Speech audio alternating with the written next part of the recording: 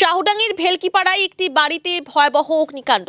দমকলের ইঞ্জিন যাওয়ার রাস্তা না থাকায় বালতিতে করে জল নিয়ে গিয়ে আগুন নিয়ন্ত্রণে আনলেন দমকল কর্মী ও পুলিশ। রাস্তার অভাবে আগুন নেভাতে গিয়ে হিমশিম খেলেন দমকল কর্মীরা।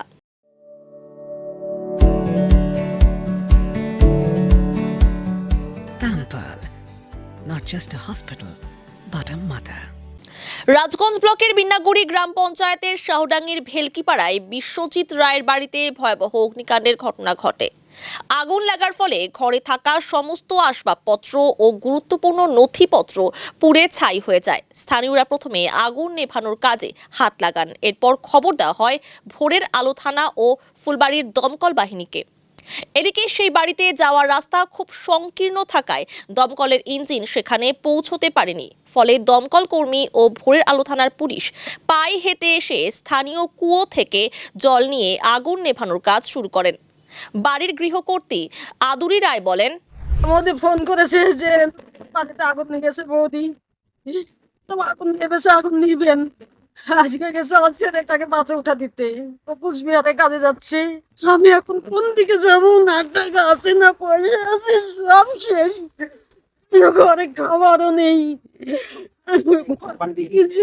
আমরা তিনজন থাকি, ওর স্বামী বাড়িতে নেই, সে কাঠে কাজ করে, কাজ কাম নেই, সেও বাইরে গেছে। আমি সন্ধ্যা ঠাকুরের সেবা দিছি, প্রদীপ টদীপ সব নিবে দিয়ে গেছি। যে টিনের ঘর গরমে হয়তো চিকা করতে পারে, বাতি টাতি সব বন্ধ। অগ্নিকাণ্ডের ঘটনার সময় বাড়িতে আমরা কেউ ছিলাম না। প্রতিবেশীর থেকে জানতে পারি বাড়িতে অগ্নিকাণ্ডের ঘটনা ঘটেছে। এই বিষয়ে এক দমকল কর্মী জানান, আমরা খবর পাওয়ার সঙ্গে সঙ্গেই ঘটনাস্থলে ছুটে আসি, কিন্তু রাস্তাটি খুব ছোট হওয়ায় দমকলের ইঞ্জিন আমরা ঘটনাস্থলে আনতে পারিনি। বালতি করে কুয়ো থেকে জল তুলে সেই আগুন নিয়ন্ত্রণে আনা হয়। প্রাথমিক তদন্তের অনুমান শর্ট সার্কিটের ফলে অগ্নিকাণ্ডের ঘটনা।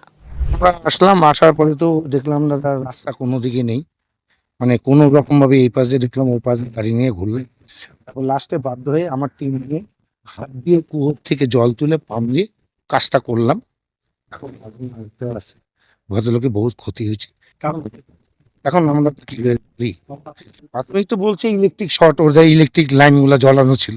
সমস্যা মানে আমি তাই ওনাদের বললাম, এখন বাড়ি করার সময় আগে রাস্তাটা দেখবেন। যে কোনো লোক আজকে আপনার অসুস্থ ফায়ার ব্রিগেড যখন তখন আসতেই পারে। আচ্ছা আমার না, আমরা ফোন করছি, আমাদের বললো যে মানে বাড়িতে আগুন।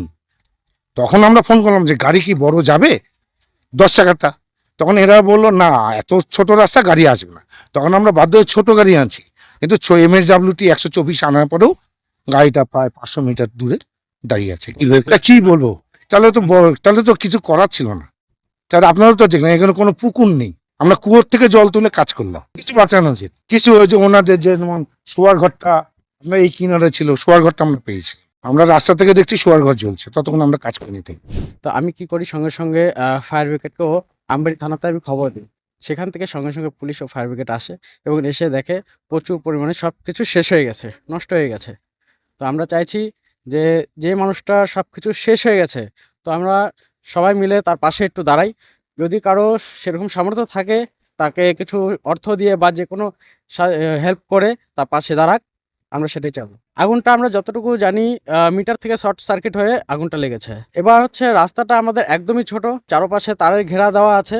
এবার তার জন্য গাড়িটা ঢুকতে পারেনি। গাড়িটা ছোট গাড়ি পাঠিয়েছে, কিন্তু এখানে রাস্তা একদম ছোটোর জন্য এখানে ঢুকতে পারেনি। তো আমরা চাইবো যে রাস্তাটা একটু সবাই সবার জমি কিছুটা ছেড়ে দিয়ে একটু রাস্তাটা বড় করে দেখ, যাতে অ্যাম্বুলেন্স বা দমকল যে কোনো সময় ঢুকতে পারে। তারা খুবই ভালো কাজ করেছে, কিন্তু তার আগে পাড়া প্রতিবেশী আশেপাশে যত লোক ছিল তারা আগে সব কিছু নেভানোর চেষ্টা করেছে, তারপর দমকল এসে বাকিটা ওনারা নিভিয়েছে।